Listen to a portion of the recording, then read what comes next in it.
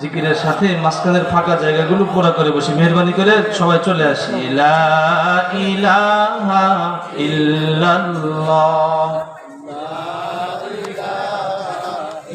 জবান খুলে পড়ি লা ইলাহা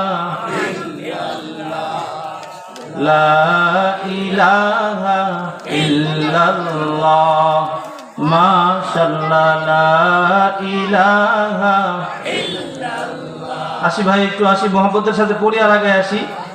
লা ইলাহা ইল্লাল্লাহ লা ইলাহা ইল্লাল্লাহ লা ইলাহা ইল্লাল্লাহ লা ইলাহা ইল্লাল্লাহ লা ইলাহা ইল্লাল্লাহ।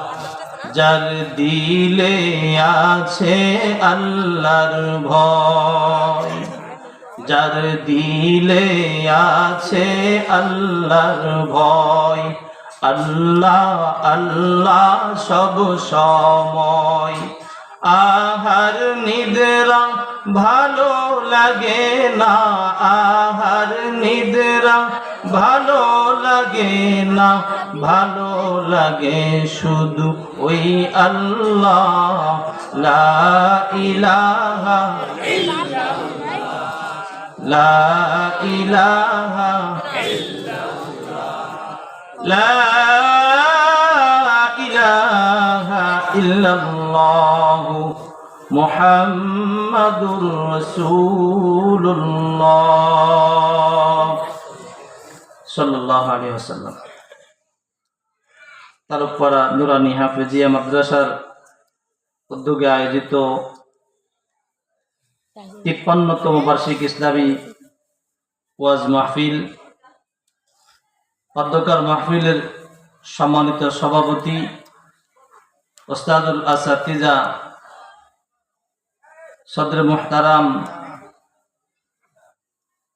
জাতির শ্রেষ্ঠ সন্তান, মানুষ গড়ার কারিগর, আল্লাহ তাআলা হযরতের মেহনতকে কবুল করুক, হায়াতের মধ্যে বারাকা দান করুক।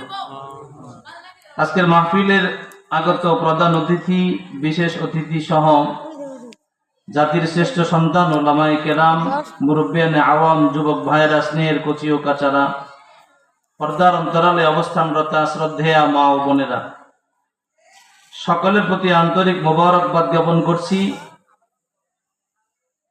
আসুন সকলেই মিলে সেই রব্বে কারিমের দরবারে কালিমাতুশ শুকর আদায় করি, যে মহান প্রতিপালক আমাদেরকে রোগ শোক বিপদ মুসিবত থেকে হেফাজত করে, সুস্থতার সাথে ঈমানের সাথে দ্বীনি আলোচনা শোনার মানুষে জালিসুর রহমান এই মজলিসে আল্লাহ তাআলা কাউকে বক্তা, কাউকে শ্রোতা হিসেবে কবুল করেছেন, আসার এবং বসার তৌফিক দান করেছেন।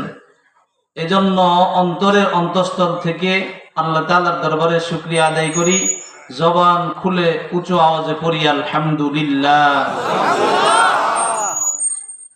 মাহফিলে আসতে পেরে আমরা মনে হয় খুব একটা খুশি হইতে পারি নাই, কেননা খুশির আওয়াজ বেশি হয়। যতটুকু লোকজন আমরা বসছি সেই অনুপাতে আওয়াজের পরিধি খুব একটা বাড়ে নাই, ঠিক না? আলহামদুলিল্লাহ বলে আল্লাহ তাআলার শুকরিয়া আদায় করেছি। একদিকে যেমন আল্লাহ তাআলার শুকরিয়া আদায় করা হয়েছে, পরন্তু আল্লাহ তাআলার এই হাম প্রশংসা করতে গিয়ে এক একটা অক্ষর হরফ ব্যবহার হয়েছে। এই হরফ ব্যবহার হওয়ার কারণে স্বতন্ত্র নেকিও আমাদের আমলনামায় জমা হয়েছে। সুবহানাল্লাহ। দুরূদ ও সালাম নবী রহমত সাল্লাল্লাহু আলাইহি ওয়াসাল্লামের উপর। আজকের এই মজলিসে আল্লাহ তাআলা আমাদেরকে আসার বসার তৌফিক দান করেছেন। এই মাহফিল যদি শেষ পর্যন্ত শুনতে পারি, থাকতে পারি, জানা এবং মানা দুটো উদ্দেশ্যই যদি থাকে, আর ওস্তাদজি বলেছেন শেষ অবস্থায় যখন আখেরি মোনাজাত হবে, এমন অবস্থায় কোনো মানুষের যদি একটু অনুশোচনা আসে দিলের ভিতরে যদি একটু বুঝ এসে যায় তো ওই ব্যক্তির জন্য আজকের মাহফিলটা কি কবুলের উসিলা হয়ে যাবে। পরন্তু এই ব্যক্তির জিন্দেগির নাজাতের উসিলাও হয়ে যাবে। কেননা ভাঙা অন্তরের দিকে আল্লাহ তাআলার রহমত বর্ষণ করেন। সুবহানাল্লাহ। এজন্য আমরা এই আজকের মাহফিলে আসতে পেরেছি, খুশি না বেজার? বলেন সবাই খুশি? আল্লাহ তাআলা তৌফিক না দিলে কোনো মানুষ নেক কাজ করতে পারে না। হাজারো সময় অবসর সময় কাটে না। সময় কাটানোর জন্য, টাইম পাস করার জন্য কেউ মোবাইলে গেমস খেলে, কেউ টেলিভিশন নিয়ে বসে থাকে, কেউ চায়ের আড্ডায়, কেউ তাসের আড্ডায় ইত্যাদি এভাবে কি করে সময় ক্ষেপণ করে, সময় কাটে না। মগর ইবাদত করার তৌফিক হয় না। ইবাদত করার তৌফিক আল্লাহ না দিলে হয় না। ই কবুলে জিকিরে তু আজ রহমতাস, ই কবুলে জিকিরে তু আজ রহমতাস, চো নামাজে মুস্তাহাজা রুখসাতাস, চো নামাজে মুস্তাহাজা রুখসাতাস। এজন্য আল্লাহর আলেম বলেন মানুষের নেক কাজ করার তৌফিক কে দেয়? আওয়াজ দিয়ে বলি, কে দেয়? মানুষকে নেক কাজ করার তৌফিক আল্লাহ তাআলা যদি দেয়, এটা বান্দার জন্য খুশনসিব, রবের পক্ষ থেকে বিশেষ এক নিয়ামত। মানুষকে আল্লাহ তাআলা তৌফিক না দিলে কোনো মানুষই নেক কাজ করতে পারে না। হাজারো টাকা পয়সা রয়েছে, এই টাকা পয়সা দ্বারা দান সদকা নেক কাজ করতে পারে না। কিন্তু এই ব্যক্তি এই টাকা দ্বারা, পয়সা দ্বারা হয়তোবা নেশা করে, নয়তোবা জোয়ার আড্ডায়, নয়তোবা তাসের আড্ডায় এমন গুনাহের কাজে টাকা পয়সা ব্যয় করে, কিন্তু আল্লাহ তাআলার ইবাদতে এই টাকা পয়সা খরচ করার তৌফিক পায় না। এ কথাই আল্লাহ আর বলেন আমাদেরকে আল্লাহ তাআলা নেক কাজ করার মতো নেকের একটা পরিবেশে, জান্নাতি একটা পরিবেশে। কিসের পরিবেশ? আওয়াজ দিয়ে বলি, কিসের পরিবেশ? জান্নাতের এই পরিবেশে আল্লাহ তাআলা আমাদেরকে বসাইছেন। নিঃসন্দেহে এটা আল্লাহ তাআলার অপার এক নিয়ামত। এই পরিবেশে আমাদেরকে বসাইছেন, এ কথাই আল্লাহ তাআলা আর বলেন নেক কাজ করার তৌফিক যেমন আল্লাহ তাআলা মানুষকে দেন, অবস্থাটা এমন যেমন মহিলাদেরকে আল্লাহ তাআলা রুখসত দেন।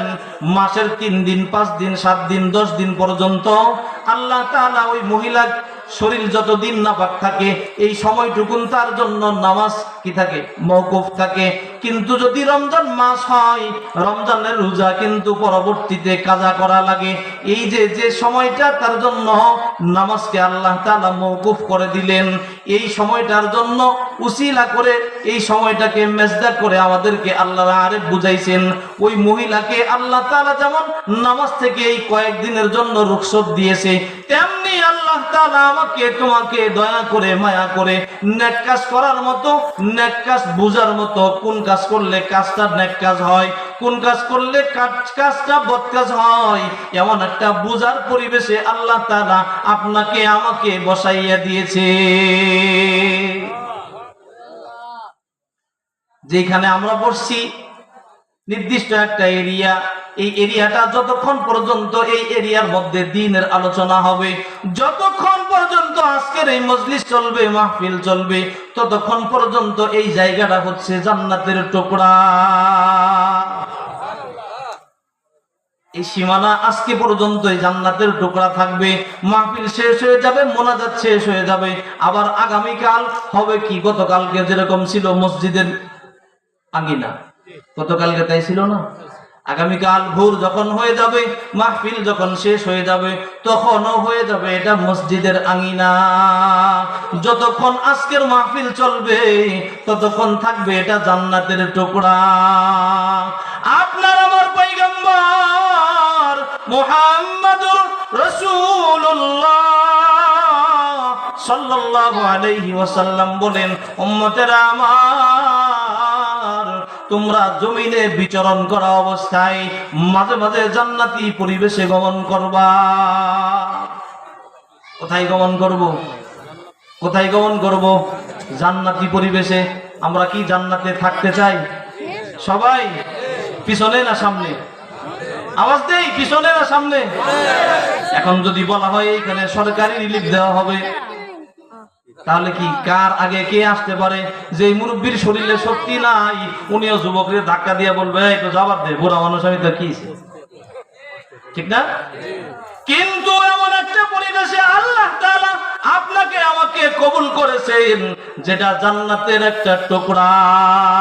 বলেন তো বাজান, এই জান্নাতের টুকরার ভিতরে আমি সামনে থাকবো না পিছনে থাকবো? সবাই সামনে থাকবেন? লিল্লাহি তাকবীর। সামনে যদি থাকেন, সামনে যা ফাঁকা জায়গা আছে পেছন দিকে সামনের দিকে চলে আসবেন। লা ইলাহা ইল্লাল্লাহ। কি আপনারা জান্নাতের সামনে আসতে চান না? সবাই চান না ভাই? সামনের দিকে আসি। লা ইলাহা ইল্লাল্লাহ। আহা আল্লাহ, লা ইলাহা ইল্লাল্লাহ। ভাই আপনারা রাগ করছেন নাকি? একটু আসেন, মেহরবানি করে সামনের দিকে চলে আসেন। লা ইলাহা ইল্লাল্লাহ, লা ইলাহা ইল্লাল্লাহ। এই জান্নাতি পরিবেশে, এই জান্নাতের মধ্যে বসে যদি জান্নাতি ফল খাওয়াই, খাবেন তো? কথা বলেন, জান্নাতি ফল খাইতে কে কে রাজি? কি বলছি? জান্নাতে আমরা বসছি, ঠিক না? এখানে বসে যদি জান্নাতি ফল খাই, আল্লাহ যদি খাওয়ার তৌফিক দেয়, যদি আমাদের সামনে পরিবেশন করা হয়, বাদ যাবো কেউ?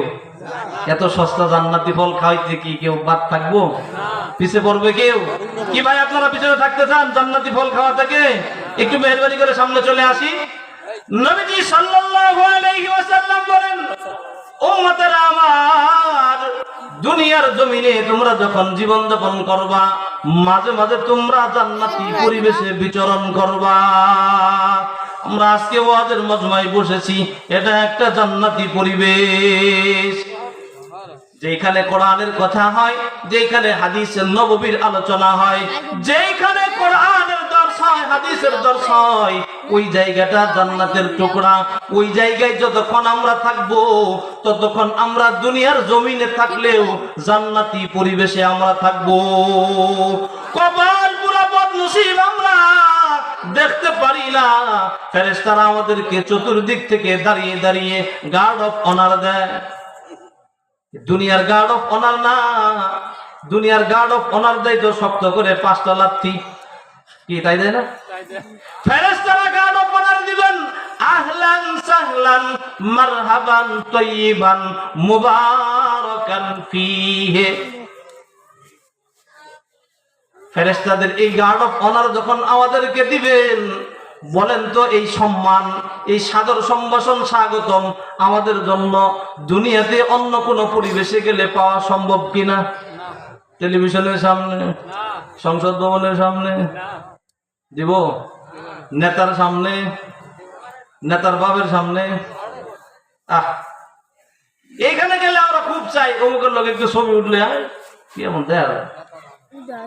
কিন্তু যে পরিবেশে আল্লাহ তাআলা আপনাকে আমাকে নিয়ে আসছেন, এই পরিবেশের কদর যদি আমরা বুঝতাম, তাহলে একজনও পিছনে থাকতাম না, সবার আগে আমি চলে আসতাম।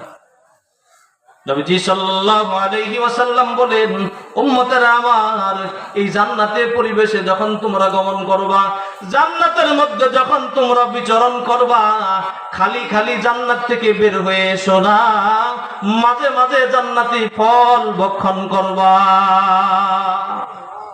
আছে ফল এখানে? এখানেও ফল খাওয়ার সুযোগ আছে। সুবহানাল্লাহি ওয়া বিহামদিহি। খাইতে চাই সবাই? হ্যাঁ। নবীজি সাল্লাল্লাহু আলাইহি ওয়াসাল্লাম যখন বললেন, জান্নাতি পরিবেশে যতক্ষণ তোমরা অবস্থান করবা, খালি খালি বসে থাকবা না, অবস্থান করবা না, মাঝে মাঝে জান্নাতি ফল ভক্ষণ করবা। সাহাবায়ে কেরাম প্রশ্ন করলেন, ইয়া রাসূলুল্লাহ, ইয়া হাবিবাল্লাহ, দুনিয়াতে অবস্থানকালে এই সমস্ত পরিবেশে বিচরণ করে কিভাবে আমরা জান্নাতি ফল ভক্ষণ করব? পয়গম্বর আরবি সাল্লাল্লাহু আলাইহি ওয়াসাল্লাম বলেন, যখন তোমাদের সামনে কোরআনের দর্শ হয়, যখন তোমাদের সামনে হাদিসের দর্শ হয়, যখন তোমাদের সামনে কোরআনের হাদিসের আলোচনা হয়, মুজাকারা হয়, আলোচনার পরতে পরতে বিভিন্ন স্তরে বস্তরে যখন তোমাদের সামনে আলোচনার প্রেক্ষিতে কিছু সময় বলতে হয় সুবহানাল্লাহ। কি বলতে হয়? সুবহানাল্লাহ বলতে পারি সবাই? আমার বিশ্বাস হয় না। একটু বলে দেখাইতে পারবেন যে আসলে আমরা পারি? আওয়াজ দিয়ে বলি তো, সুবহান। একবার পড়েছি সুবহানাল্লাহ পয়গম্বরের ভাষায়, একবার সুবহানাল্লাহ পড়েছি, জান্নাতি একটা ফল খাওয়া হয়ে গেছে। আলোচনার পরতে পরতে, আলোচনার ফাঁকে ফাঁকে বাঁকে বাঁকে যখন পড়া হয় আলহামদুলিল্লাহ, পয়গম্বর বলেন যখন তোমরা আল্লাহ তাআলার হামদ তাহমিদ প্রশংসা বর্ণনা করো, আলহামদুলিল্লাহ করো, এটাও জান্নাতি একটা ফল ভক্ষণ করা হয়ে যায়। এর চাইতে আর কি চাই? দুনিয়ার জমিনে যদি এই পরিবেশে বসে, জান্নাতি পরিবেশে যখন বসলাম, যতক্ষণ এর ভিতরে থাকলাম, আমি কি জান্নাতি মেহমান? আমি কি? কথা বলেন, আমি কি জান্নাতি মেহমান? জান্নাতি মেহমান যতক্ষণ থাকলাম, আমার দাম বাড়ছে না কমছে? আওয়াজ দেন, বাড়ছে না কমছে? বাড়ছে। যে আল্লাহ তাআলা আমাকে আপনাকে ওই চায়ের আড্ডা থেকে, দোকানপাট রাস্তাঘাটের আড্ডা থেকে উঠিয়ে এনে সম্মান দিয়ে, ফেরেশতাদের গার্ড অফ অনার দিয়ে জান্নাতি পরিবেশে আপনাকে আমাকে বসাইলেন, জান্নাতের ফল খাওয়ারও সুযোগ করে দিলেন, ওই রবের জন্য একটু দিল উজাড় করে শুকরিয়া আদায় করা যাবে তো ইনশাআল্লাহ? জবান খুলে পড়ি আলহামদুলিল্লাহ। আল্লাহ তাআলা বলেন, নবীজি সাল্লাল্লাহু আলাইহি ওয়াসাল্লামকে আল্লাহ তাআলা বলেন, ওয়াযাক্কির ফাইন্নায-যিকরা তানফাউল মুমিনিন।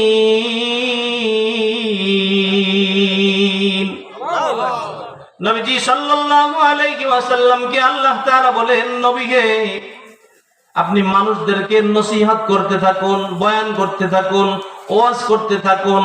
আপনার এই বয়ান, আপনার নসিহত, আপনার ওয়াজ সকলের জন্য মজাদার হবে না, সবার কাছে ভালো লাগবে না, সবার জন্য উপকার করবে না, ফায়দা দিবে না। তবে ফায়দা দিবে, উপকার করবে যাদের ভিতরে রয়েছে দৌলতে ঈমান। যাদের ভিতরে কি আছে? ঈমান আছে। তাহলে বোঝা যায় ওয়াজের মজলিসে কে যায়? ঈমানদাররা যায়। বয়ানের মজলিসে কারা শুনে? ঈমানদাররা শুনে। এই ঈমানদাররা শুনে কি জন্য শুনে? ঈমানদাররা ঈমানি আলোচনা শুনে, ঈমানি জজবা অন্তরের ভিতরে লালায়িত করে, ঈমানি জজবা অন্তরের ভিতরে বিস্তৃতি লাভ করে, ঈমানি জজবায় এমন একটা পরিবেশ সৃষ্টি হয়, ঈমানদারিত্বের উপর আরো মজবুতি কায়েম হয়। ঈমানদারিত্বের উপর মজবুতি কায়েম হওয়ার পরে এই ব্যক্তিটা মৌত পর্যন্ত ঈমানদারিত্বের উপর টিকে থাকার যোগ্যতা অর্জন করতে পারে। এ কথায় আমার আপনার রব আল্লাহ তাআলা বলেন, তানফাউল মুমিনিন। দুনিয়ার সবাইকে এই নসিহত, এই বয়ান উপকার দিবে না, তবে উপকার দিবে কেবলমাত্র ঈমানদারদেরকে। মাহফিলগুলোতে কারা আসে? ঈমানদাররা আসে। আয়োজন কারা করে? আয়োজন কারা করে? কথা বলেন, ঈমানদাররা করে না? কোন বেঈমানরা করে? হিন্দু, খ্রিস্টান না, ঈমানদাররাই আয়োজন করে, ঈমানদারদের জন্যই করে, ঈমানদাররাই শোনে। উপকার কাদের হয়? ঈমানদারেরই হয়। পরের আয়াতে তেলাওয়াত করেছি, আল্লাহ তাআলা বলেন, ওয়ামা খালাকতুল জিন্না ওয়াল ইনসা ইল্লা লিয়াবুদুন। আল্লাহ তাআলা বলেন, ঈমানদারদের জন্য যেমন উপকার হয় এই মজলিস, কি উপকার হয়? ঈমানদার দ্বীনের এই মজমায় বসে দ্বীনের আলোচনা শুনতে গিয়ে ঈমানদার তার ডিউটি সম্পর্কে অবগত হয়। ঈমানদারের জিন্দেগি কেমন হবে? ঈমানদারের জীবন কিভাবে পরিচালনা করবে? ঈমানদার কোনটা গ্রহণ করবে আর কোনটা বর্জন করবে, আল্লাহ তাআলার কখন কোন আদেশ, আল্লাহ তাআলার কখন কোন নিষেধ, এই বিষয় জানার জন্য, ঈমানদারের যে বিষয় থেকে সাপোর্ট নেওয়ার জন্য এই মজলিসে যাবে। আল্লাহ তাআলা বলেন এই মজলিসের ভিতরে নবীজি সাল্লাল্লাহু আলাইহি ওয়াসাল্লামের ওই তো নকল মেজাজ, ওই তো নকল তরিকায় এইখানে কোরআন হাদিসের আলোচনা হয়। একজন মানুষের জীবনে সুদ খাওয়া হারাম, শুধু হারাম নয়, কি ধরনের ক্ষতিকর পরিবেশ রয়েছে এইগুলো কিন্তু আমরা মজমা থেকেই জানতে পারি। সব মানুষ তো আর মাদ্রাসা পড়ার সুযোগ পাওয়া যায় না, যায়। ইলম শিক্ষার পদ্ধতি তিনটা। কয়টা? তার আগে বলি ইলম কাকে বলে। আল্লাহ তাআলার আদেশ জানা, নিষেধ মানার জন্য যে বিদ্যা প্রয়োজন, এটার নাম কি? ইলম। সহজে বলছি, এই ইলম শিক্ষার পদ্ধতি তিনটা। তিনটার মধ্যে একটা হচ্ছে কি? মাদ্রাসা। একটা কি? মাদ্রাসা। তালিম তাআল্লুমের মাধ্যমে অর্জিত হয়, দর্স তাদরিসের মাধ্যমে অর্জিত হয়। দর্স তাদরিসে বসার সবার সুযোগ তৌফিক হয় না।